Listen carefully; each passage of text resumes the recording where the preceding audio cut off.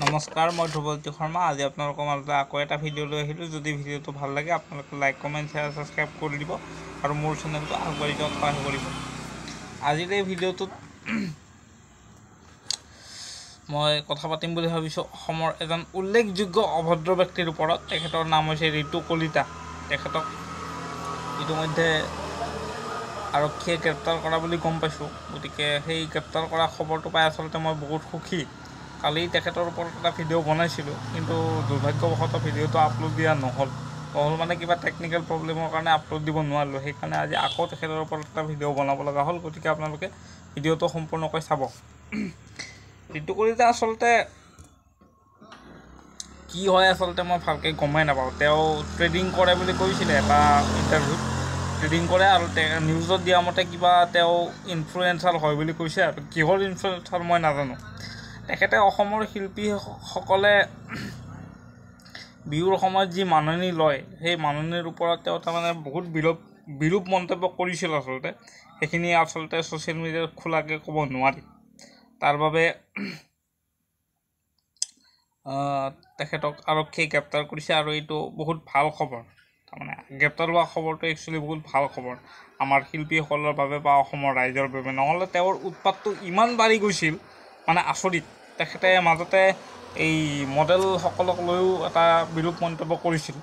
মানে সেইটোৱে actually social মিডিয়াত ক'ব নোৱাৰি, ইমান বেয়াকৈ কৈছিল তাৰমানে। গতিকে এইবিলাক আচলতে ভাল কথা নহয়। সমাজৰ এইবিলাক মানে অপদাৰ্থ ব্যক্তি বুলি মই কওঁ। নিজেতো একো কৰিব নোৱাৰে, খালি আনৰ সমালোচনা কৰি থাকোঁতেই যায়। গতিকে নিজে যিহেতু একো কৰিব নোৱাৰে, তেওঁ মনে মনে বহি থকাটোৱে ভাল। আৰু তেখেতক আচলতে কেতিয়াবা মানসিক ৰোগী যেনেই লাগে। তেখেতে কয় যে মই মানে মুখা পিন্ধা ভদ্ৰলোক নহয়। হয়, আমি গম পাওঁ আপুনি মুখা পিন্ধা ভদ্ৰলোক নহয়, আপুনি এজন চূড়ান্ত অভদ্ৰ মানুহ। মই সেইটোৱে কৈছোঁ। আৰু সেইকাৰণে আজি আপুনি আচলতে গ্ৰেপ্তাৰ হ'বলগীয়া হৈছে। আৰু এই ভিডিঅ'টোৰ জৰিয়তে মই অসমৰ আৰক্ষী বিভাগক ধন্যবাদ জনাইছোঁ তেখেতক গ্ৰেপ্তাৰ কৰাৰ বাবে। তেখেতে আচলতে কৈছিলে যে অসমৰ আৰ্টিষ্টবিলাকে ইমান পইচা লয়, তেওঁলোকে ইমান পইচা কিয় ল'ব লাগে, অলপমান কমাই ল'ব পাৰে। সেই মন্তব্যটো কৰিছিলে আৰু সেই কথাটোৰ আঁত ধৰি তেওঁ বহুত বেয়াকৈ কৈছিলে আৰ্টিষ্টসকলক। মই তেখেতক এটা কথা ক'ব বিচাৰোঁ, অসমৰ আৰ্টিষ্টসকলে কিমান পইচা লয়, কি লয়, সেইটো তেওঁলোকৰ কথা। আৰু আপুনি কি প্ৰত্যেকজন আৰ্টিষ্টৰ বিষয়ে আপুনি জানে নেকি? কোনজন আৰ্টিষ্টৰ লগত কিমান মানুহ থাকে, কিমান পে'মেণ্ট কৰিব লাগে, আপুনিতো গম নাপায়। মিউজিচিয়ান থাকে, লাইটমেন থাকে, কেমেৰামেন থাকে, চব থাকে। তেওঁলোকে আৰ্টিষ্টজনৰ লগতে মিউজিচিয়ান, কেমেৰামেন চবকে পে'মেণ্ট কৰিবলগীয়া হয়। গতিকে সেইবিলাক কথাৰ ওপৰত আপুনি মাত পাতি একচুৱেলি লাভ নাই। আৰু আপুনি যিটো ভিডিঅ' বনাইছিলে, সেইটো ভিডিঅ'ৰ একচুৱেলি মেইন টাৰ্গেট হৈছিল জুবিন গাৰ্গ। আপোনাৰ যিহেতু জুবিন গাৰ্গ শত্ৰু, আপুনি এটা ভিডিঅ'ত কৈছিল যে জুবিন গাৰ্গে মোক হোৱাটছএপত বহুত বেয়াকৈ গালি দিছিল কেইবছৰমান আগতে। আৰু জুবিন গাৰ্গেতো এনেইতো কাকো গালি নিদিয়ে না। আপোনাৰো কিবা দুখ থাকিব লাগিব, কাৰণ অসমীয়াত এষাৰ কথা আছে, এখন তালটো কেতিয়াও এনেই নাবাজে ন। গতিকে আপোনাৰো দুখ আছে, মই সেইটোৱে কওঁ। আৰু